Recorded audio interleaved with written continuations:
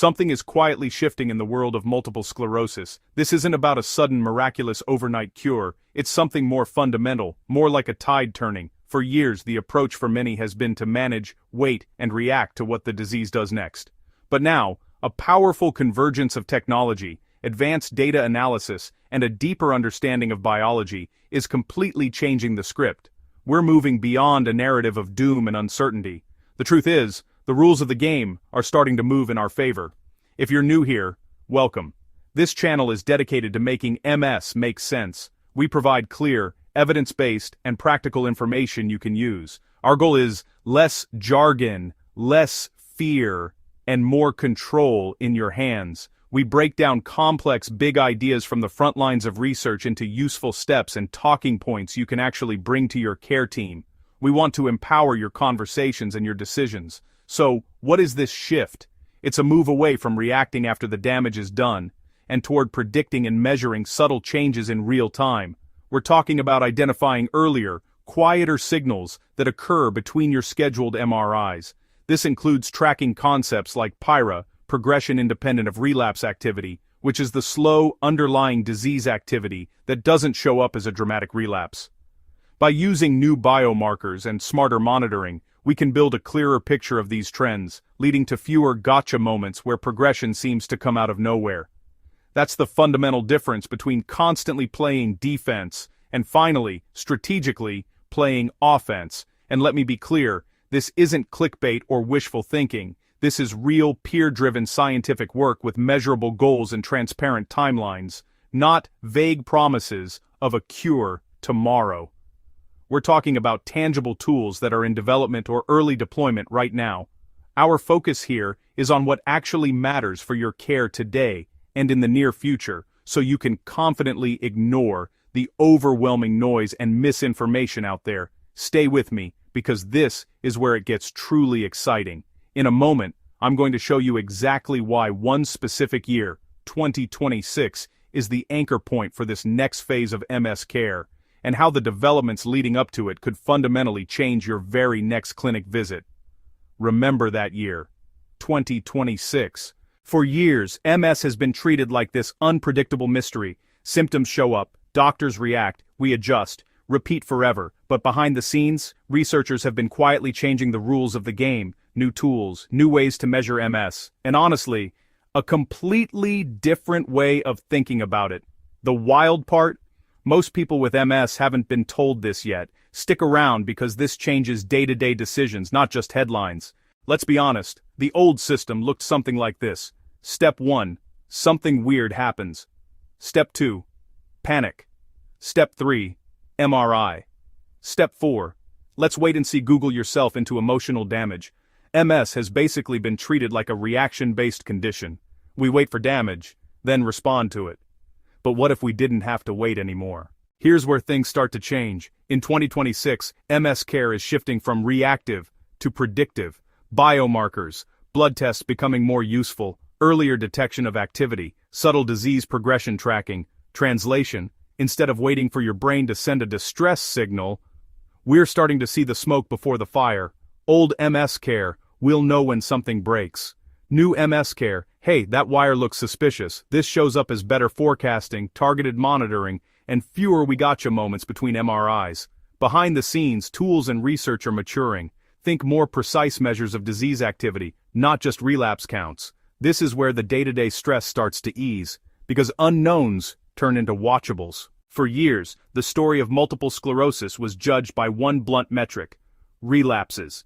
These were the dramatic, undeniable flare-ups that grabbed everyone's attention, the sudden vision loss, the numbness, the mobility challenges. They were, and still are, a crucial part of the picture.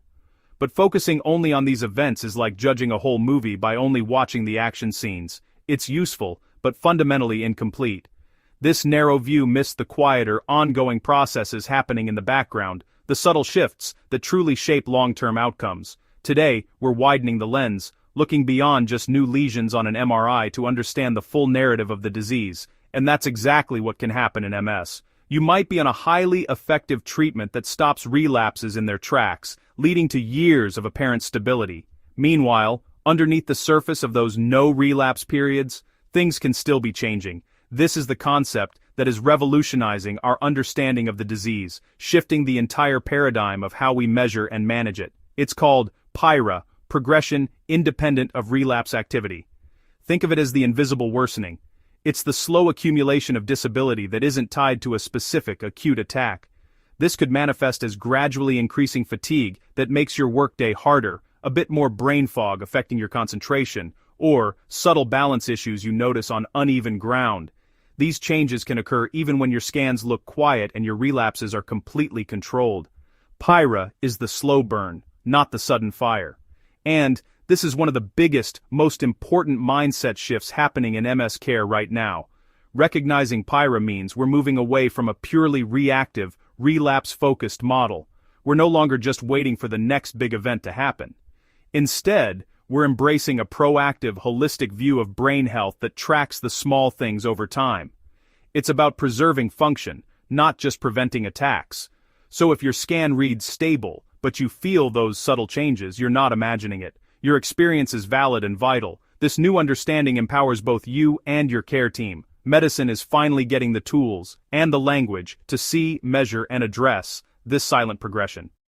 It means your subjective feelings can be validated with objective data, leading to more personalized and effective long-term strategies. It's not just about stronger meds anymore. It's about smarter strategies, earlier treatment approaches, more personalized decisions, a clearer sense of who needs what and when. We're moving from throw the strongest thing at it to let's actually use the right tool for your version of MS. That can look like targeting B cells, dialing inflammation pathways, or timing therapy to match your disease pattern without guessing.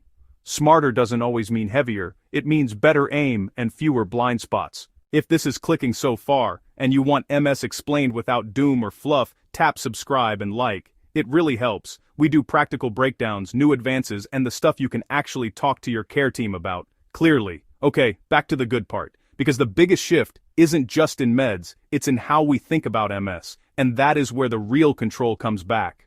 But the biggest shift?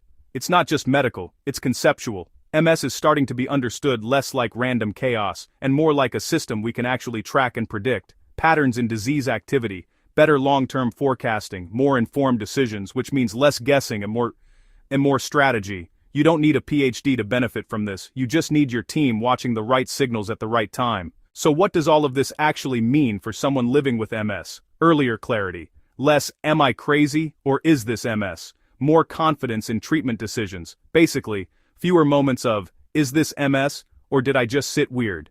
Think, clearer visit conversations, better tracking between scans, and plans that match your version of MS. When the system is clearer, your choices get simpler, and your stress goes down. Now let's keep this real.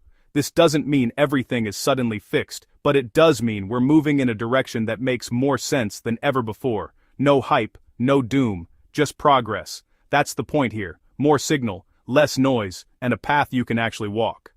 So why 2026? Let's land this. So, why all the focus on 2026? Let's be clear, 2026 isn't some magical finish line where everything about MS suddenly gets solved. There's no switch that flips on January 1st. Instead, think of it as a convergence point. It's the moment where years, even decades, of slow, painstaking, and often invisible progress finally starts breaking through into the real world, into the clinical setting, and into the lives of people living with MS. It's the culmination of countless research papers, failed trials that taught us valuable lessons, and the steady accumulation of data that is now powerful enough to guide our decisions. This isn't about a single miracle cure, it's about a fundamental shift in how we see, measure, and manage the disease. So what does that look like in practice? It means moving from a reactive model, waiting for a relapse to happen and then responding, to a proactive, predictive one. We're getting the tools to see the subtle but smoldering activity happening below the surface, what's known as progression independent of relapse activity, or PIRA. This is the quiet, gradual worsening that can occur even when you feel stable. By 2026, the goal is to make tracking PIRA a standard part of care. We'll do this using a combination of sensitive new tools. We're talking about more advanced MRI analysis that doesn't just count new lesions but measures brain volume changes over time. We'll use blood tests to track biomarkers like neurofilament light chain, or NFL, which acts as an early warning signal for nerve damage. We'll use data from wearable sensors to objectively measure changes in your walking or balance, and even use specialized apps to detect subtle shifts in cognition. Each of these is a single data point, but together, they create a high-definition picture of your MS. All this data means our treatment choices aim smarter, personalized. This brings us to the most important part: how you can use this in your own appointments. Think of it as your new clinic conversation checklist. First, ask your neurologist, how are we monitoring for silent progression or PIRA? This opens the door to a deeper conversation. Second, inquire about specific metrics. What is my brain volume trend? Or, can we track my NFL levels?